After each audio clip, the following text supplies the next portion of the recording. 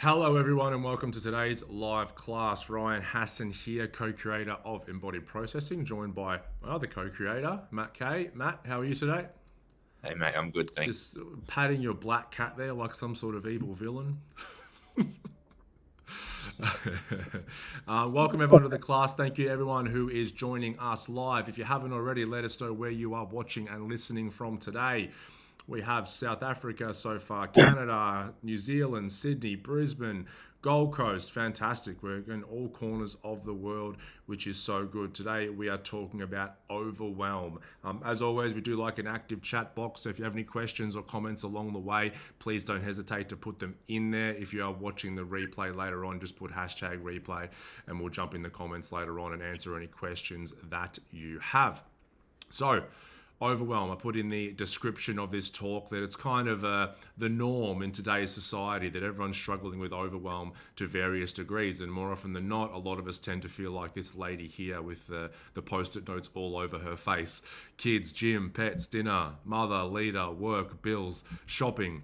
All of that stuff rattling around here in the brain, causing a state of overwhelm. And today we're going to talk about some of the causes of overwhelm. As always, we'll be talking about things through the lens of embodied processing, through the lens of trauma, through the lens of being trauma informed, and obviously our experience. So we're really looking forward to talking about it today. Matt, you feeling overwhelmed or you're all right? I'm good. Uh, Co-regulation with the cat going on. Co-regulation with the cat. Fantastic. All right, so let's jump into it, everyone. So let's start off by just talking quite basically around what overwhelm can look like. And it can show up in many, many different forms, but here are some of the more common ones. So emotional reactions out of proportion to the situation. When we're in a state of overwhelm, we're bubbling right at the surface. Sometimes seemingly innocuous things can cause massive emotional reactions that are quite out of proportion. Maybe our partner hasn't done the dishes or taken out the bin. We have a slight inconvenience in traffic on the way to work. We perceive somebody saying something behind our back, and we completely and utterly fly off the handle. There are emotional reactions that are required in certain situations. When we're in overwhelm, they tend to be very much out of proportion. The general hum of anxiety, and I put and or anger in here because I often find there is a underlying current of anger and frustration bubbling beneath the surface when we're struggling with feelings of overwhelm. But, as if you've heard me and Matt talk in classes before, oftentimes many of us in society have this hum. It's like the air conditioner on in the background, this low, mid, or high level of anxiety that when we've had it for many months and many years becomes very, very normalized, and we kind of forget what life can be like without it. Next dot point is wanting to run away. We see so many people in states of overwhelm who are wanting to escape. Like all of the post-it notes on that lady's face aren't just things that she has to do, but also part of her identity as well. Mother, leader, worker. And oftentimes when we're in states of overwhelm, we want to run away from these roles and responsibilities. And what we're really trying to do is we're just trying to escape the feelings of overwhelm. And we think that the perceived external forces that are causing the overwhelm, getting away from them, will somehow alleviate those symptoms. Another one here is resenting those that we perceive are causing the stress. So oftentimes we look at everything outside of us. It can be people, it can be generalized things like work or society, and we can look at that and go, those things are the cause of my overwhelm. They are the cause of my stress. If they would just change, or if they would just go away, then I would be okay. And when that happens for long enough, we start to resent those things. And oftentimes we can end up resenting those people closest to us, because the people that are closest to us and we spend the most time around tend to cause us the most perceived stress. And the last one here is wired and tired. I love this term because it really does describe how a lot of society lives today. We are go, go, go, busy, busy, busy on all sorts of stimulants, caffeine, legal, illegal ones, all of the time, because we're trying to keep up with a very, very fast-paced life, but we're also complaining that we're tired all the time and we are lacking sleep. And when it does come to the end of the day, when we can finally switch off, we are unable to. And so many people are struggling with sleep and also having energy throughout the day. Anything you want to expand on in those dot points, Matt?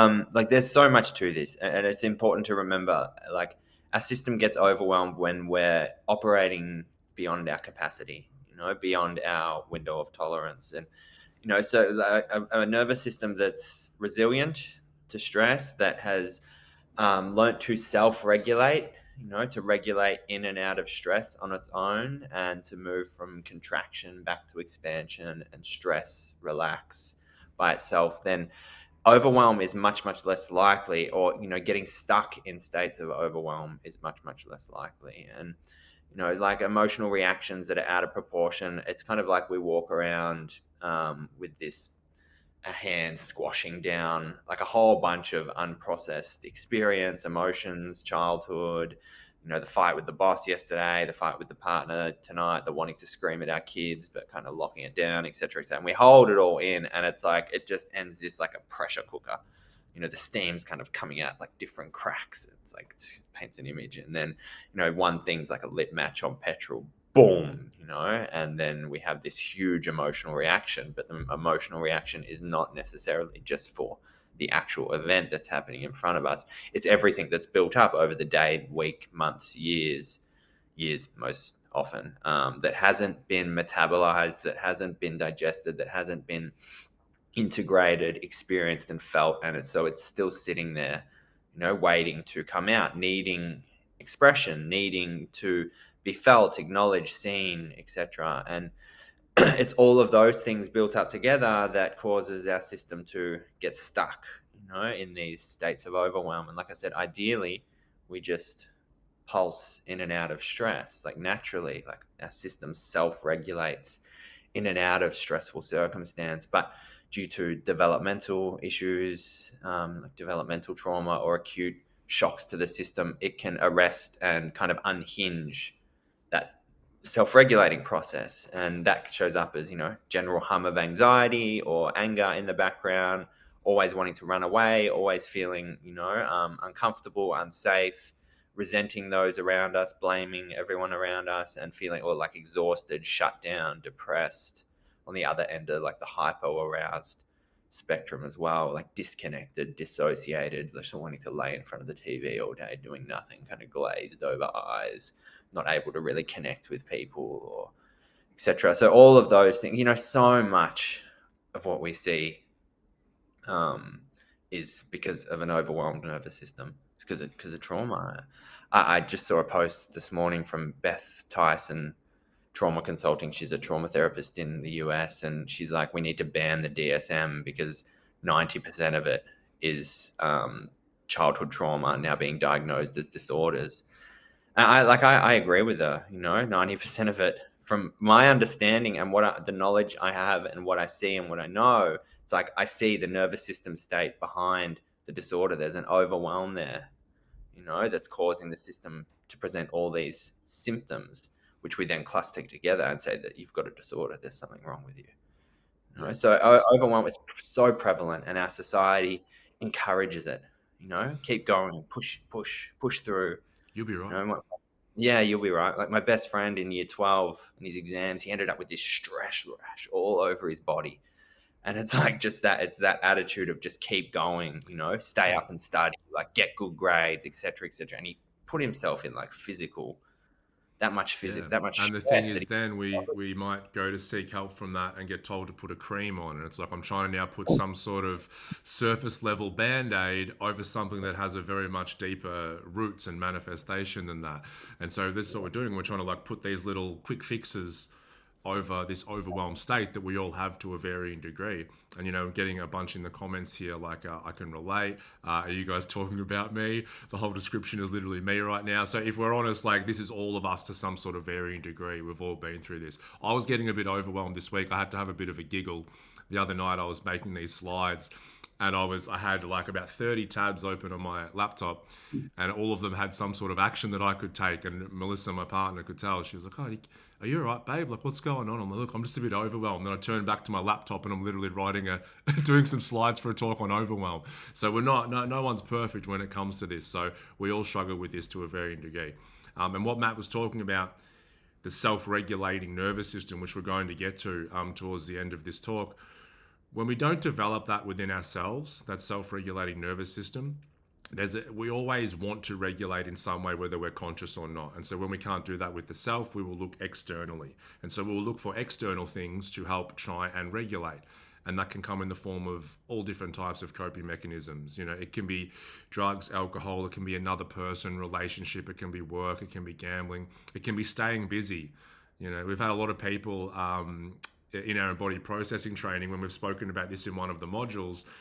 And oftentimes when you talk about it, it kind of brings up that part within us. And I've heard so many people go, as I was going through this module, I immediately wanted to get up and start doing the dishes or doing some laundry or something. It's like that part's like, no, don't you sit still and acknowledge this. We've got to keep going, which means that the overwhelm, the experience of that and the roots never actually get felt and get addressed. So a beautiful analogy and a visual that I like to use, and I've used it with clients for many, many years, is that we have this set of internal scales. And when someone comes in, especially if they're new to this work, if they've just started reaching out to start working with a practitioner on some of this stuff, their internal scales are very, very much tipped. Okay, I couldn't get a picture of more tipped scales, but they need to be a little bit more tipped than that. So they're coming in because they're having some sort of issue in their life. It's like, I'm feeling depressed, I'm feeling anxious, I'm having troubles in relationship, I can't get myself motivated, I keep sabotaging myself, I keep using drugs. Whatever it is, they're coming in with these issues that are showing up on the surface. And if you look at them through the lens of embodied processing, the way that we work, we want to look underneath what's showing up on the surface to what's really happening within that person's body and psyche. And what's really happening is that they are weighed down with stored stress throughout a lifetime. They have been accumulating their whole life without being taught how to and have the skills and the resources to be able to process and alleviate some of that accumulated stress. So it keeps getting heavier and keeps piling.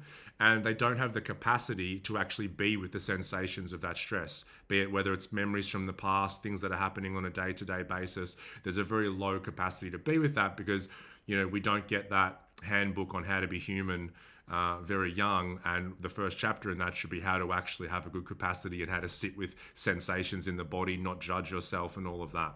And so we come in the scales that is massively out of whack. So no wonder symptoms are presenting, no wonder issues are starting to show up in their life. And so the idea of therapy, of any of this type of work as we're going through it, is that we want to start to balance out those scales, and it takes both of those scales being worked on, not just one. We want to start to alleviate the stored stress within our body, and we're going to talk in a minute about how we actually accumulate that and how it can be stored within the body. So we want to start to work with that. Those are a lot of things we can do on our own. Oftentimes those bigger chunks of stored stress, be them things from childhood, ongoing bullying throughout school, acute traumas and that kind of thing, they often need a helping hand, someone to guide us through that process, because it can be very difficult, especially early on. But ideally we're moving through a process of alleviating that stored stress. At the same time, we are increasing our capacity as a human. And when we say increasing our capacity, I am more and more able to tolerate discomfort and stress within my system and be able to ride that wave and come out the other side. Okay? And so the more we're able to do that, then all of a sudden these scales start to tip. And the beautiful point is the tipping point when the scales just start to tip the other way. It all of a sudden means we're able to meet more and more of life's experiences on our own terms and move through that stress and challenge and come out the other side as a more resilient and strong human being, and not in more of a state of fear and trying to avoid that stress at all costs.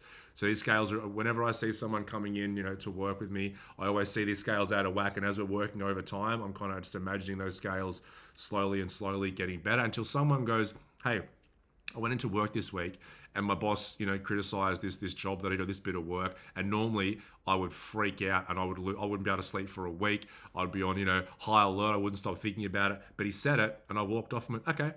And I didn't feel anything. I went and I, improved what I needed to improve. And I couldn't believe that I had that reaction based on my past experience for the past 20 years. That's how we start to know that these scales are coming into more of a healthy and balanced state. Anything you want to add to my scale analogy there, Matt, or should we move on? No, you got it covered, bro. It took me so long to whip up that graphic. Two types of stress. Before we talk into the stress that we're talking about, how that can accumulate, how that shows up in a human, it's important to point out that there are two types of stress.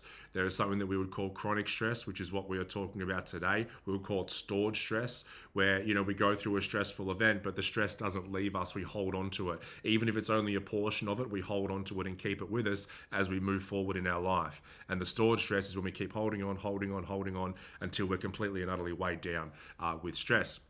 Another type of stress, I've heard in the literature, it's called eustress, is a word for it. But basically, this is the stress where it's healthy for us. I like the analogy of the gym, When we go to the gym, we want to exercise our muscles, we're literally putting them under stress. So people would go, well, hang on, isn't stress bad for us? Why would I want to put them under stress? Because when we properly stress, our muscles, different parts of our body, then we go and we give them the nutrients and everything they need to be fed, and then also the rest for them to recuperate, then all of a sudden they will grow back stronger. They will be more resilient than they were before because we were presented with the right amount of stress and the right conditions to recover from that stress. So what Matt and I were talking about this overwhelm, there's all this stress going on, but there's no recovery from it.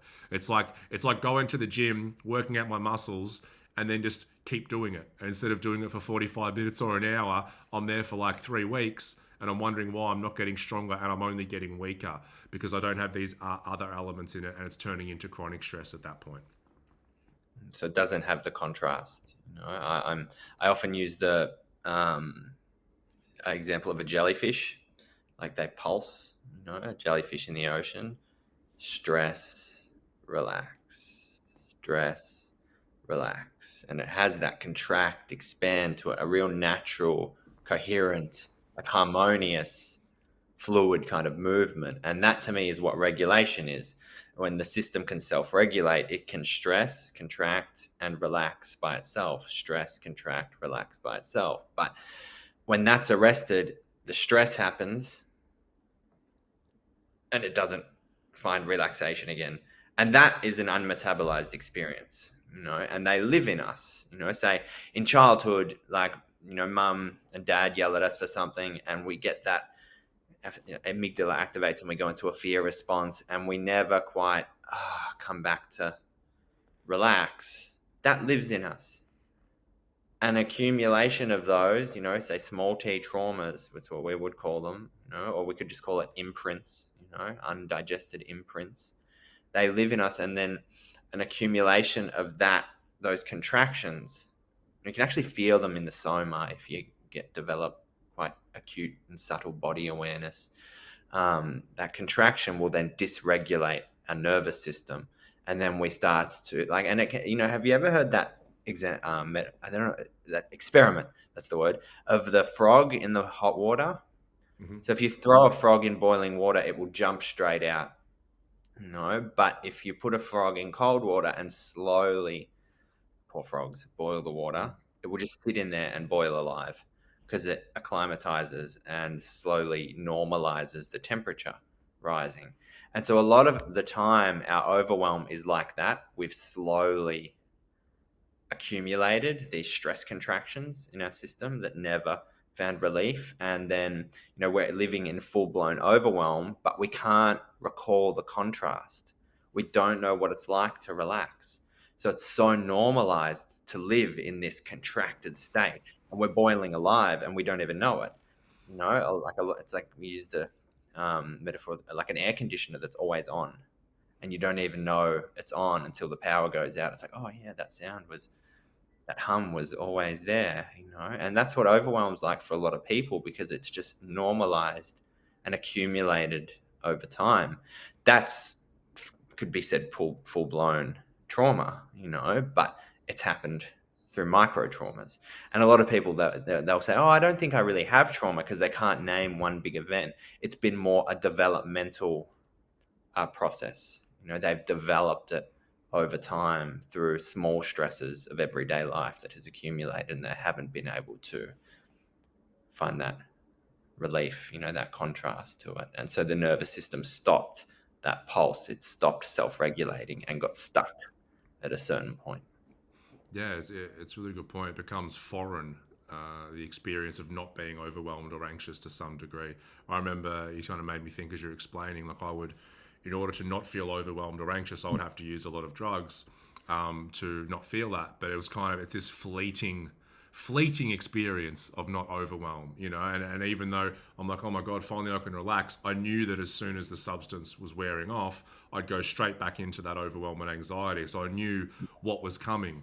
And I remember after getting clean and doing a lot of this work, and the first many times that I would feel quite peaceful and not overwhelmed or anxious, I was kind of sus on it. I was like, Okay, so you're telling me I'm relaxed and I'm not going to have some sort of massive panic attack when I'm coming down because I'm not taking anything. And it's really strange. You know, we have to then become familiar with that and we have to start to normalize that state because normalization is a topic that me and Matt want to do a whole course on, to be honest. We talk about it all the time, and our ability as human beings to normalize our experience.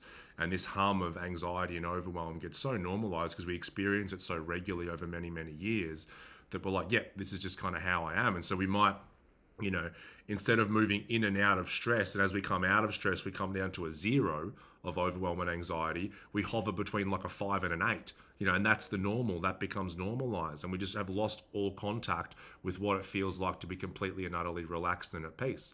And it makes sense because we haven't experienced it for maybe decades.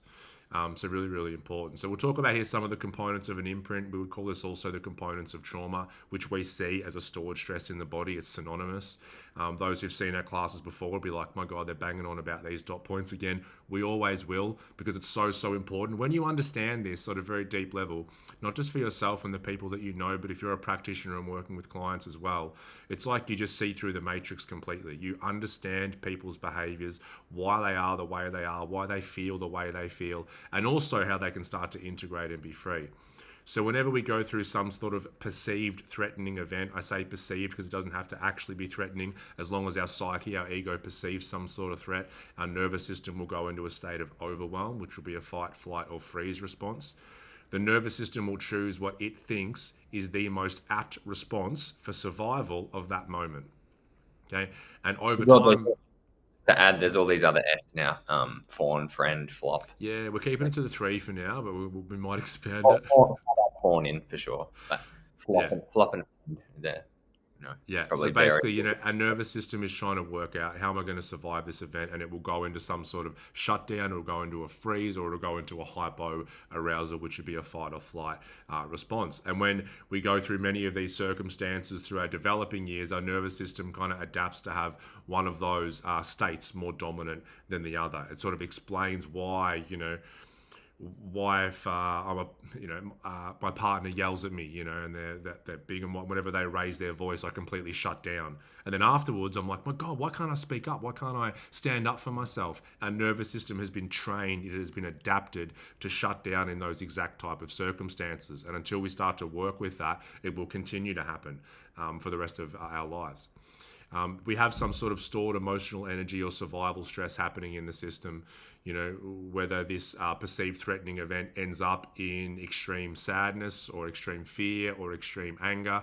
If we don't have the proper resources and capacity to deal with that in the moment, we will store that within our body. That's why, you know, most of the emotions that we feel on a day-to-day basis, they're not new. They're not new ones that are happening, you know, today on Friday, the 21st of July. It's quite possibly something that happened many years, even decades ago, that is being stimulated by some sort of external stimulus in my life today. When we don't complete that stress loop, when we don't come out of stress, when we don't have the resources to do that, and we store the emotional energy and survival stress, we start to create painful narratives about ourselves and the world. We want to generalize to try and protect us from feeling something as intense in the future.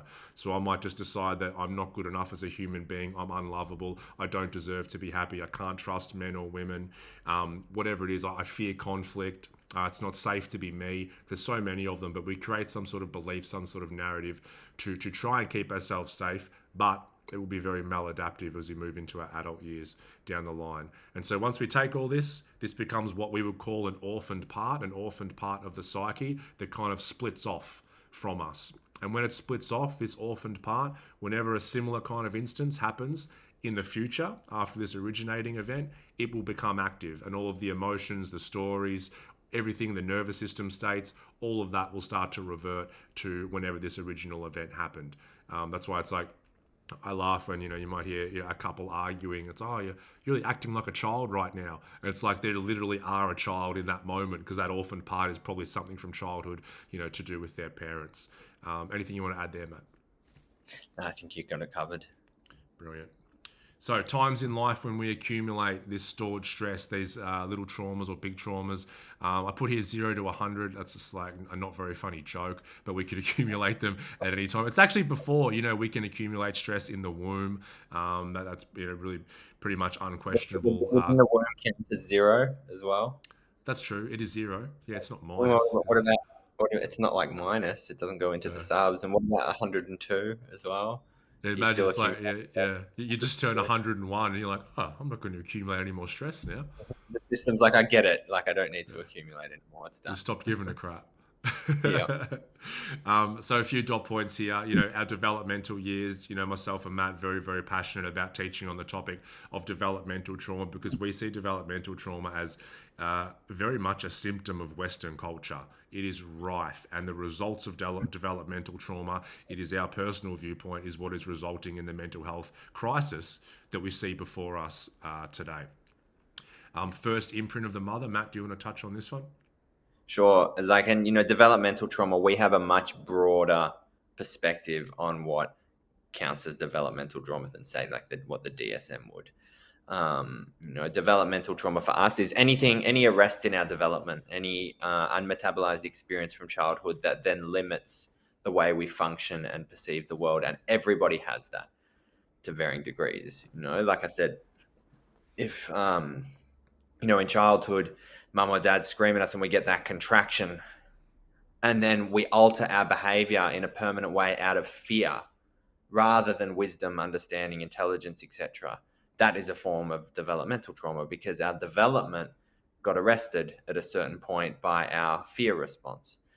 And, like just to touch on the first imprint of the mother. So, I talked about that pulse of a jellyfish, I think Peter Levine uses those big Lego looking things to talk about the contraction and expansion. My kid's got one actually, those big balls that just go small and then big. It's pretty cool. But the mother has a specific stress pattern. So each mother will either be stuck in stress or have a self-regulating nervous system. It's not very common, for No.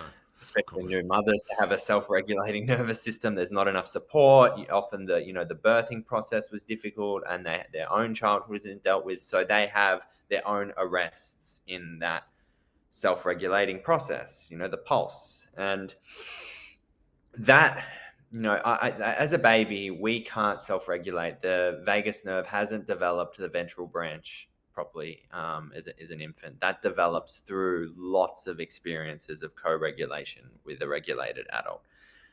And so we don't have the ability to come out of stress when we're babies, when we're infants. And I say infant is 3 and under, age 3 and under. And so what happens is we inherent through a kind of osmosis, transmission, resonance in the womb and in what they call the symbiotic phase as a baby, our mother's stress pattern.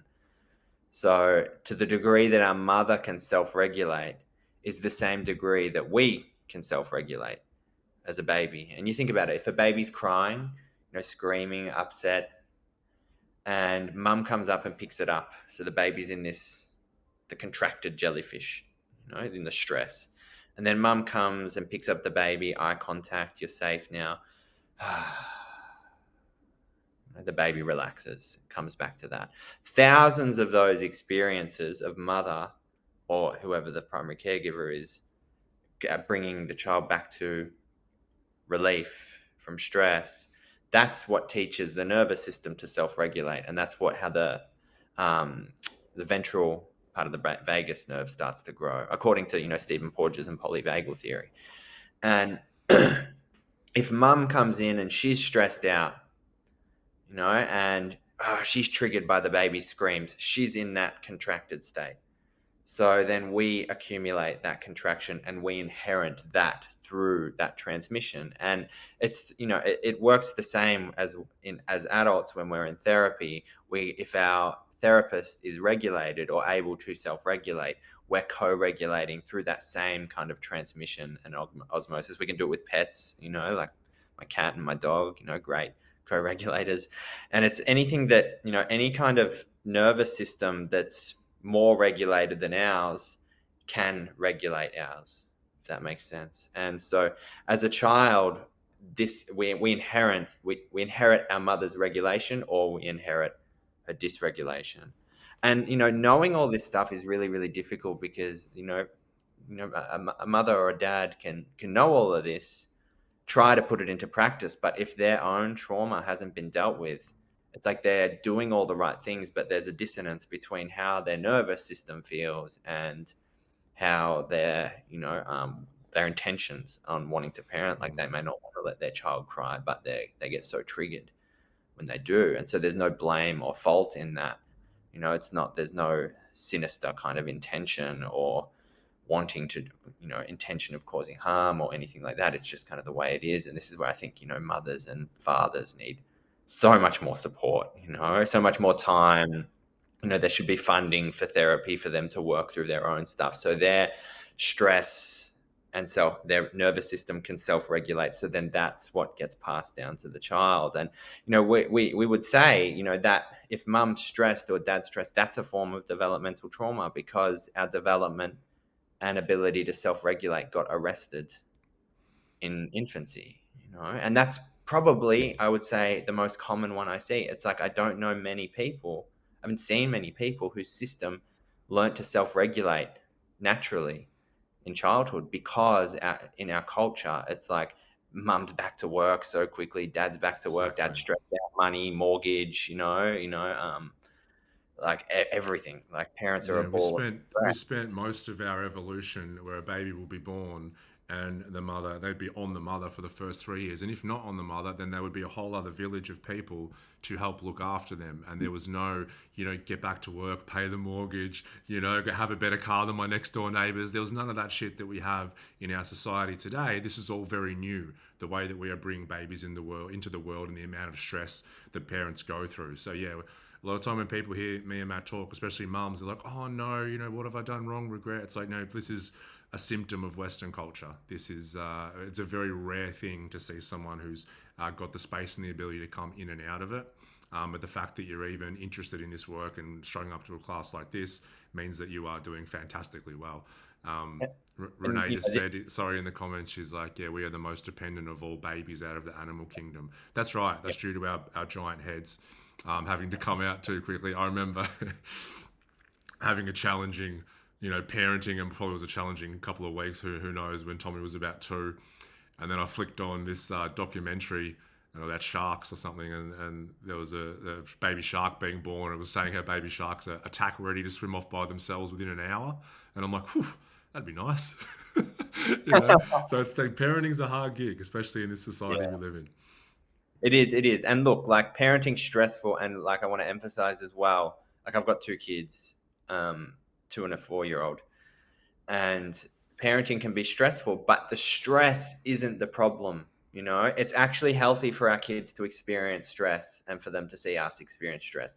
It's when we don't come out of it and it turns into chronic stress. Our system doesn't learn to self-regulate. It's like in the forest, like it's through drought and then rain, stress, relief, that the roots of a tree grow deep. That's what builds resilience in a child's nervous system, is that experience of contraction from stress. And when people get into this stuff, they can go in the opposite way and not want their kids to experience any stress. Oh, my baby's crying, I need to soothe her, I need to stop her from crying. But has the damaging effect as well. It's the opposite extreme. Stress is important, just as important as the relief. Because if we're stuck like this, we have no resilience to stress, and then we get out in the world and we go into full-blown overwhelm. And I just want to say, like, those first 3 years, especially, that stress relief pattern that we inherit through our mother, through that co-regulation or co-dysregulation, that's the stress pattern that we carry for the rest of our lives, unconsciously, on a really pre-verbal level. It's like our pre-verbal way that we respond to stress, precognitive. And ideally, a nervous system can move in and out of stress on its own. It doesn't need any interventions. And if we feel held by our parents, are nurtured, supported, our needs are met, and we feel held by a wider culture, say we grow up in a village, where everyone kind of helps each other and cooperates, and there's a sense of unity and love and support in the culture. We don't have that. Then that sense, that holding environment, gets internalized. And when that gets internalized, that internalization of that support will then regulate our nervous system as adults. So we internalize the way our parents respond to us. We internalize how much we feel held by our mother, and supported. And when that's internalized, it's like, okay, we start to individuate from her nervous system, and we're no longer in a kind of symbiotic unity with her.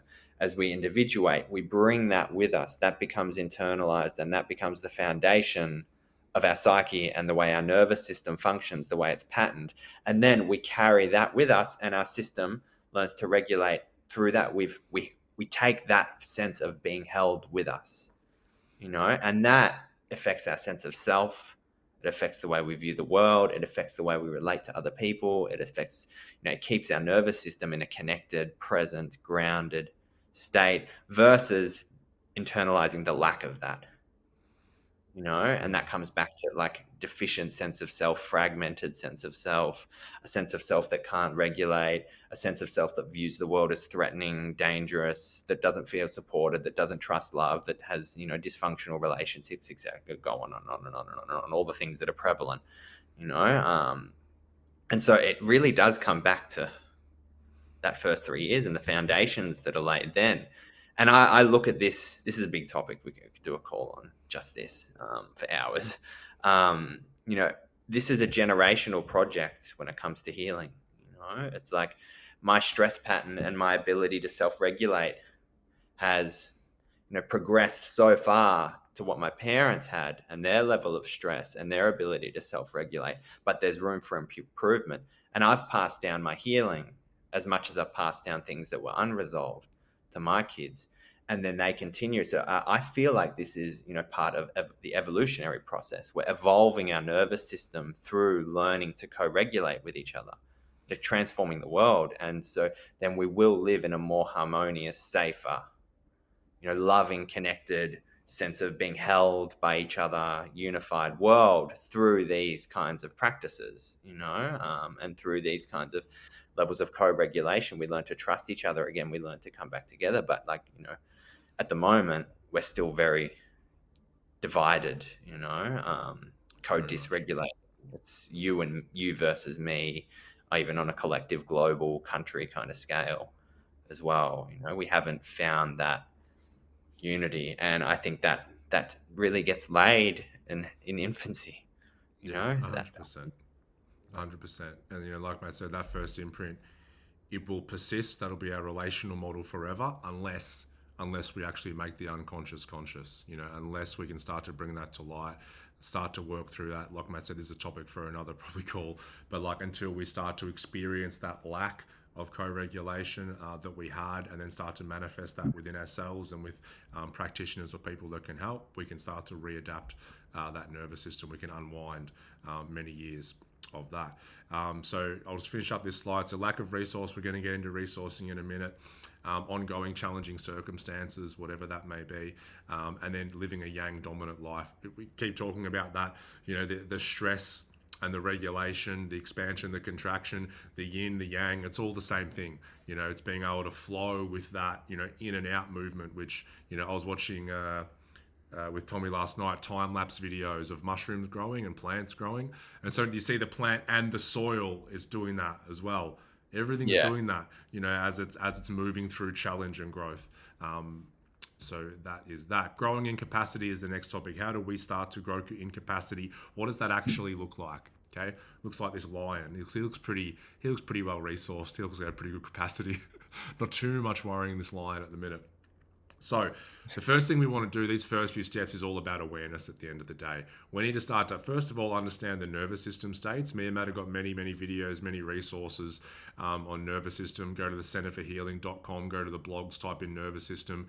You'll see many videos in there with graphs and whatnot.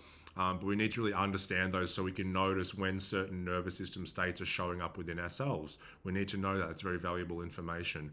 We just need to understand the emotional reactions that we're having. Instead of just having an emotional reaction, moving on to the next one, or pissed off or sad or whatever it is, we want to get curious, and after the emotional reaction, go, oh, I wonder what that was about.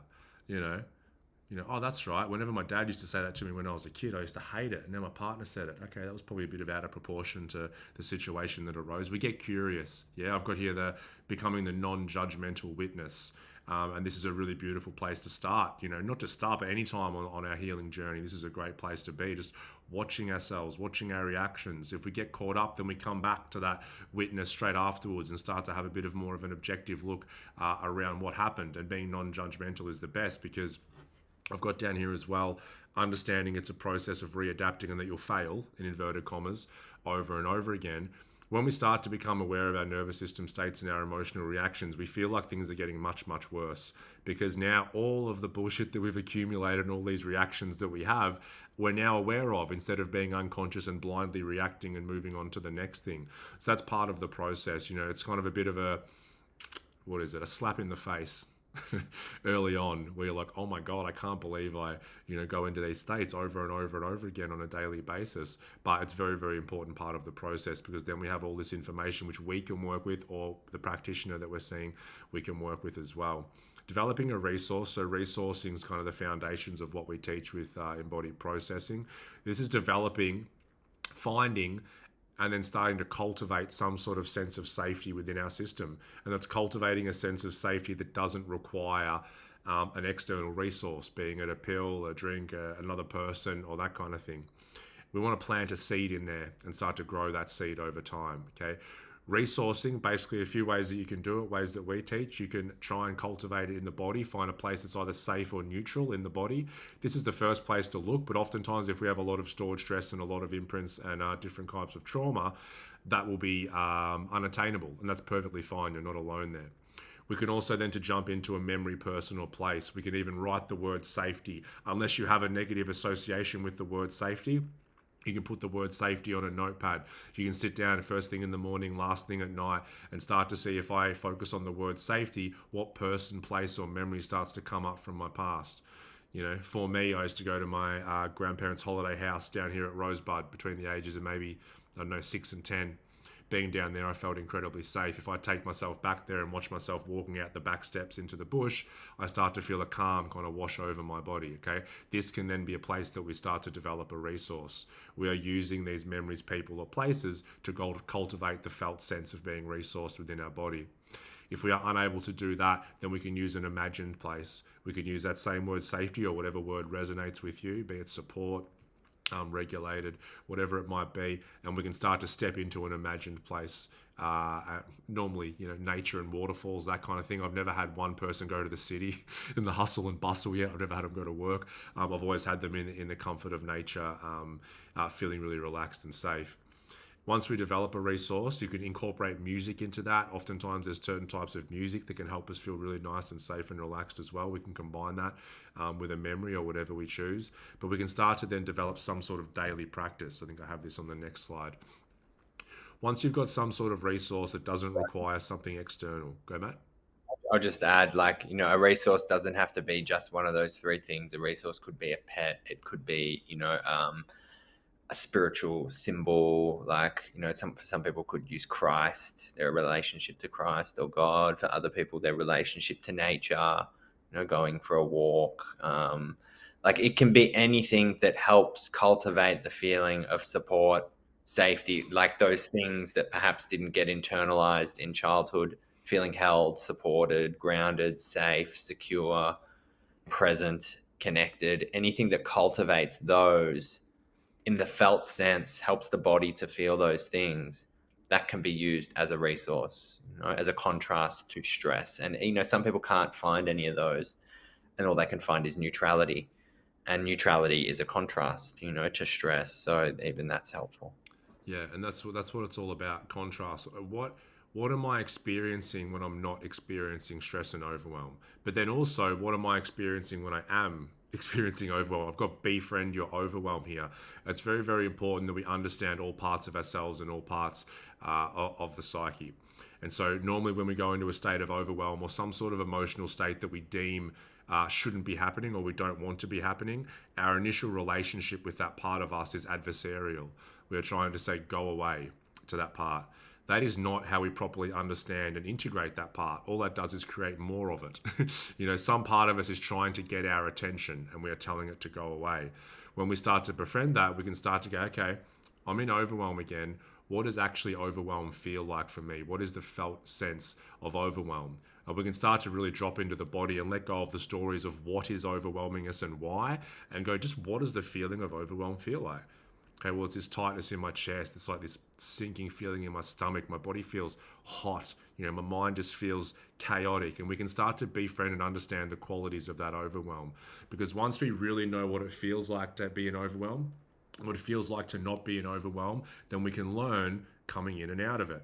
And I've put here, if you are having trouble doing this yourself, then you should definitely reach out to a practitioner who's experienced at guiding through this. Because the more that we can be guided in and out of this stress response, the more that our body and our mind start to learn to come in and out of the stress response. It's like a skill. It's like learning something. It's like, if I've never dribbled a basketball in my life and I try, I'm not going to be very good at it. But if I stick at it, I'll become good enough that it becomes very, very much unconscious, which is what Matt said pretty much at the start of this call, is that a self-regulating nervous system, when regulation becomes very much an automatic and unconscious process, as opposed to one that we have to really get into and bust out the different skills and things that we have. But that's what it looks like early on. It's where we are readapting here. We're changing the way that we react to nervous system states here, and so we're unwinding decades of conditioning. So it's a process that can feel generations. Yeah. What a load, right? So generations. So understand that it mightn't be the fastest process, but my God, it's worth it. And it's worth it for those moments where, like I spoke about earlier, someone might go, oh my God, I had this situation yesterday where I would have lost it. And I feel relatively clean. I feel okay. It didn't bother me. That thing that bothered me in the past and has always bothered me doesn't bother me anymore. That is the sign of a readapting nervous system, one that's starting to self-regulate. And then I've got here, just obviously watch those scales start to invert and experience that post-stress growth. Like going to the gym and then eating the right things and getting the proper amount of rest.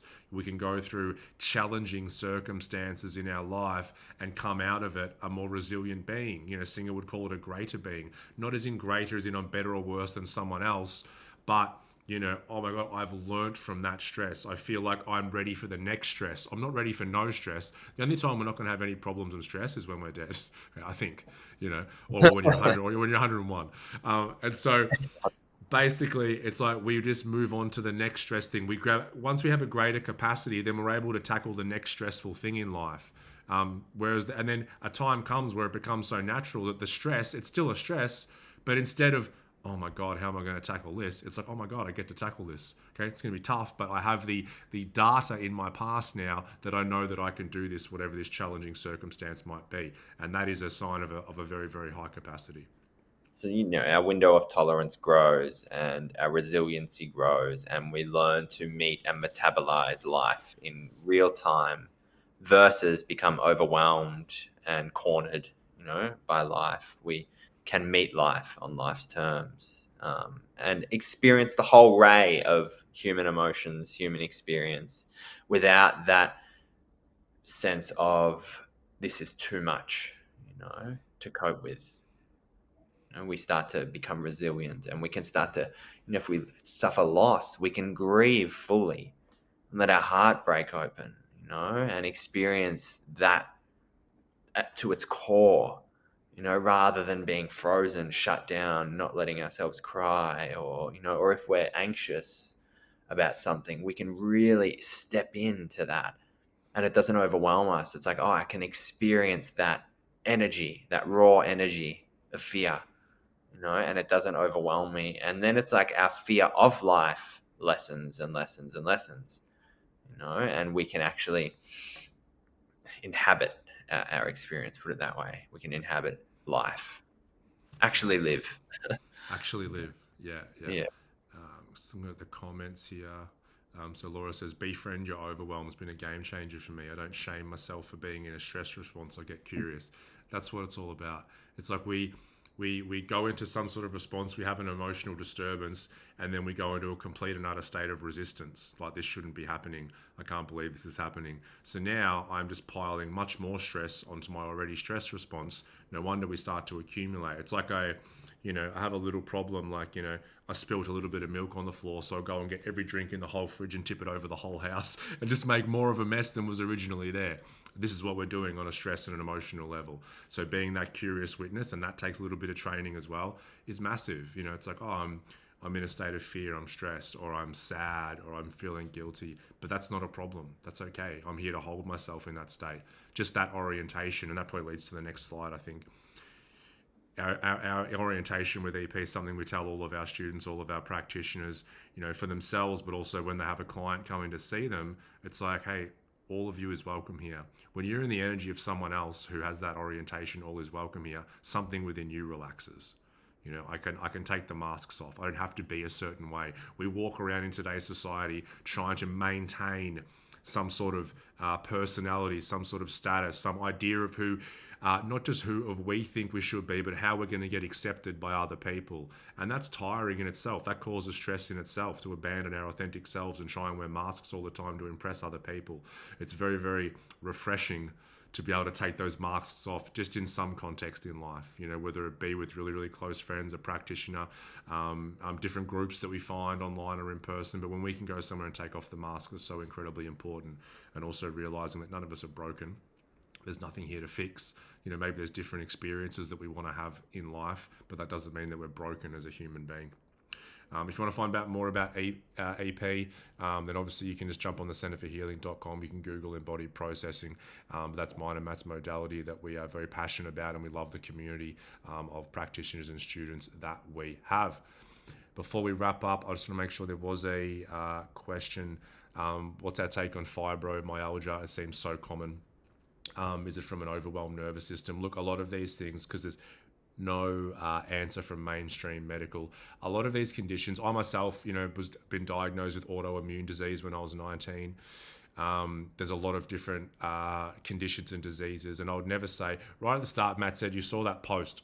I don't know who said it was, but they said, the DSM should be banned because 90% of it is these responses from childhood trauma. I love that they said 90%, because I don't want to get black and white with things. I don't like the idea of everybody starting to say, well, everything is because of trauma. I think I don't think they said literally 90%, but that was my translation. Well, good translation. That was